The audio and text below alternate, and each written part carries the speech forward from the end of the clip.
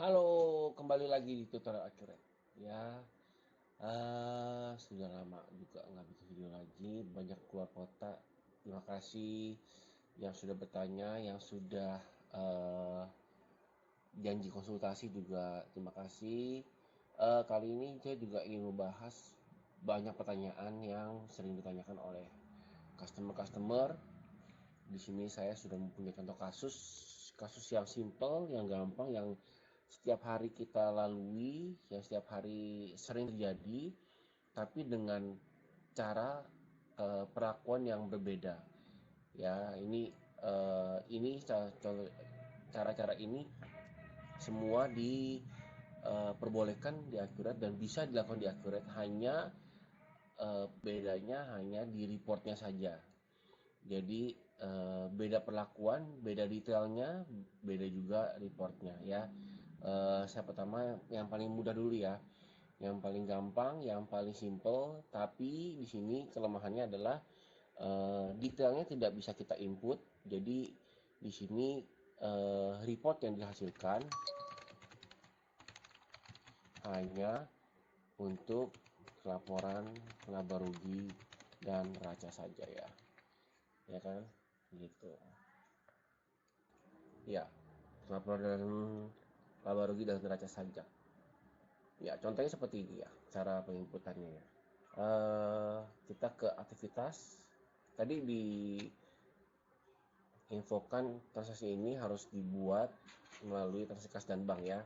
Jadi kita ke aktivitas kas dan bank, lalu ke pembayaran. Lalu di sini kita menggunakan kas. Ya, oke, per hari ini saja. Nah, di sini kita masukkan keterangan ini. Pembelian obat A 1 kilogram A 100.000 ini ya. Misalnya nama supplier kita belum tahu ya, kita anggapnya eh, toko obat ABC seperti itu ya. Nah, lalu di sini kita langsung ke akunnya. Kita sudah bikin akunnya ya, lalu melalui akun HPP obat ini. Nah, kita langsung 100.000 seperti ini ya. Jadi di sini keterangan ini hanya bisa diinput di memo saja, tidak bisa kita tarik di laporan. Misalnya kita mau lihat rekapan pembelian obat A 1 bulan ini total berapa, nah itu kita miss ya untuk laporan itu. Tapi kita langsung gunakan ke biaya saja, seperti itu ya. Jadi laporan seperti ini, inputan seperti ini akan menghasilkan laporan laba rugi dan neraca saja. Neracanya untuk kasnya ya. Nah, lalu sekarang kita contoh kasus itu, kasus satu ya sebetulnya ya. Nah, kita contoh kasus yang seperti ini. Transaksi ini diinput melalui pembelian, melalui item barang, tapi langsung menjadi biaya. Bagaimana caranya? Jadi di akun ini kita, kalau kita lihat di barang dan jasa, kita lihat ada eh, kalau kita kode barangnya itu obat. Nah, kita sudah bikin ada 2 item ya, yaitu obat ini ke persediaan, lalu yang obat A1 ini kita ke non persediaan ya, non persediaan yang akun-akunnya sudah kita set untuk ke HPP obat. Lalu yang obat A ini menggunakan ke persediaan, masuk ke akun persediaan gitu. Nah, jadi caranya untuk yang kasus kedua ini melalui item baru tapi langsung menjadi biaya, itu kita harus menggunakan item obat yang non persediaan. Bagaimana caranya? Kita ke aktivitas pembelian, lalu ke faktur pembelian. Lalu kita misalnya tadi ya, toko obat ABC ya. Oh, kita belum kasih oh, kena pajak tadi ya. Oh, sorry. Yang tadi kita belum kasih pajaknya, kita harus ada PPN masukan. Kita lupa masuk ke 11.000-nya ya, ini. Gitu. Jadi memang menggunakan PPN itu manual seperti itu ya. Nah, kalau misalnya melalui faktur pembelian, pemasoknya juga kita harus toko obat ABC-nya itu kita harus aktifkan dulu PPN-nya seperti ini. Nah, baru di sininya dia ada PPN-nya. Ya, di sini kita anggapnya ABC 01 ya, tanggal hari ini. Lalu ini kita menggunakan item obat yang non persediaan. Ya kan obat non persediaan yang A1 ya. Ya, nanti kita lihat 100.000. Di sininya kita pakai teksnya 11%. Ya, PPN-nya sudah otomatis ya. Jadi kita tidak perlu memasukkan akun kedua atau akun yang lain lagi untuk menambahkan PPN, sudah otomatis ya. Nah, nanti begitu kita simpan, nah kita lihat jurnalnya itu dia langsung menggunakan ke HPP obat ya, seperti ini. Jadi dia tidak masuk ke persediaan lagi, tapi langsung masuk ke akun HPP obat seperti itu. Jadi ini cara untuk menggunakan kasus yang seperti ini ya. Bedanya apa, nanti setelah yang kasus yang ketiga ini baru saya jelaskan ya. Nah, sekarang adalah kasus yang ke tiga ini ya, yang baris ketiga ini. Transaksi ini dilakukan melalui pembelian tetapi menjadi biaya di faktur pembelian tersebut. Cara gimana? Nah, di sini kita lihat kita ada di sini ABC 002 ya.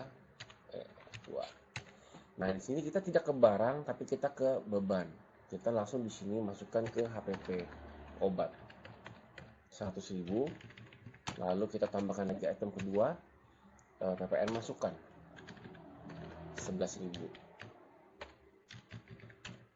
Nah, ini juga bisa caranya sama seperti itu, cuma hanya saja ini laporan ya. Kita lanjutkan. Hanya saja ini laporan PPN masukannya tidak ada di laporan PPN BM. Yang ada di laporan PPN BM ini hanya untuk PPN yang otomatis keluar yang seperti ini. Nah, yang seperti ini PPN-nya otomatis keluar dalam pelaporan PPN BM seperti ini. Jadi kalau misalnya kita menggunakan beban seperti ini, kita menjurnal secara manual ya. Ini masuk tapi sama, dia tidak ada detail barangnya, quantity, unit price-nya pun juga dia tidak ada recordnya. Dia hanya secara jurnal saja. Cuma dia masuk ke nomor faktur, tanggal faktur, dan ada record untuk nama suppliernya. Nah, untuk pembayarannya kita selesaikan lagi ya. Bagi yang kemarin yang ini belum diselesaikan ya. Ini kita harus bayar pemasok, lalu kita bayar melalui cash IDR ya. Ya, oke, setelah kita simpan.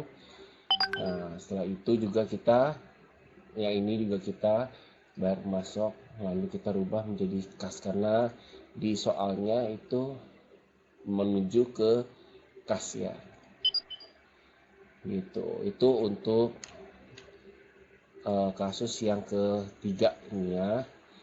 Nah, ini sekarang kita akan kasus yang ke 4. Ini adalah yang paling lengkap, paling untuk yang detailnya ini yang paling detail karena ini yang cukup panjang caranya. Oke. Jadi kita akan melakukan lagi satu faktur pembelian ya kan. Nah, kita ke ABC 003 hari ini juga, kita ke barang, lalu ke obat. Kita ambil yang ke persediaan ya, 1 kilo ini harga 100.000.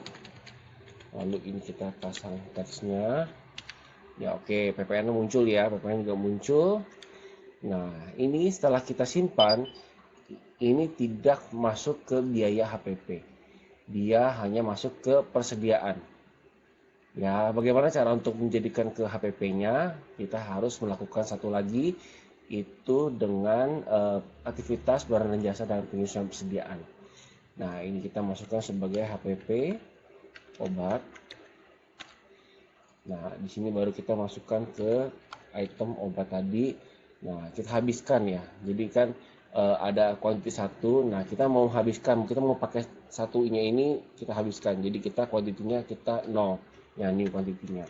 Nah, 100.000 ini angkanya yang akan dibiayakan menuju ke akun HPP obat ini. Coba kita lihat jumlahnya apakah benar. Ya, benar ya, masuk HPP obat ya. Nah, ini artinya bahwa obat ini kita pakai ya. Kita pakai untuk keperluan peternakan ayamnya gitu, untuk kita pakai peternakan ayam dan kita jadikan HPP obat. Lalu ada satu langkah lagi yang belum, yaitu kita harus bayar melalui kas IDR ya, seperti ini.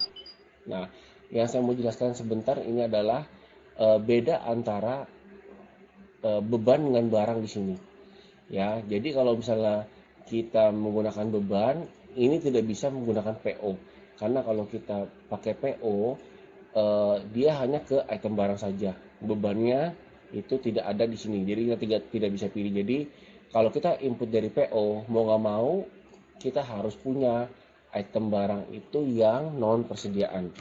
Jadi kita tidak bisa ke barang yang kita tidak bisa ke beban, ke tabnya yang beban. Kita harus pakai yang ini, yang non persediaan tipenya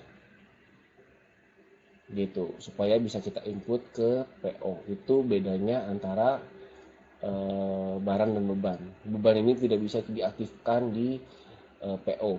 Beda hal dengan akun online, itu beban pun sudah ada di PO tapi tidak di akun desktop ya.